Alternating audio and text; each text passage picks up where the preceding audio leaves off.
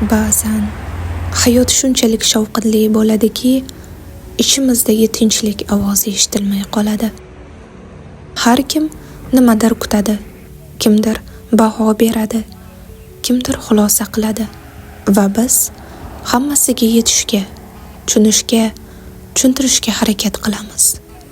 Lekin aslida kerak bo'lmagan joyda qayg'urish bu o'zimizga qilgan eng katta zulmdir. Hech narsa qilmay shunchaki nafas oling. Kuz havosini his qiling. Chunki beparvo bo'lish bu befarqlik emas. Bu o'zingni tanlash, ichki tinchlikni baland ovozga almashtirmaslik. Barglar yerga tushayotganda hech kimdan ruxsat so'ramaydi. Shunchaki vaqt keldi va ular o'zini qo'yib yuboradi. Tabiat ularni ayblamaydi. Atrofdagilar nega tushding demaydi. Chunki barglarning tushishi ham bu go'zallik. Biz ham shunday qilishimiz mumkin.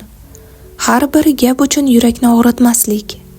Nazorat qilib bo'lmaydigan narsalardan qo'l uzatishni o'rganish. Mayli, bu ham o'tadi deb o'zimizni kechirish.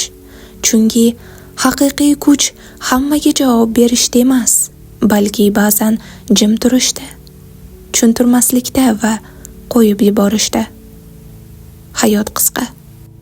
Ba'zi odamlar ketadi, ba'zi hislar o'tadi, ba'zan esa yurak tinchlikni tanlaydi.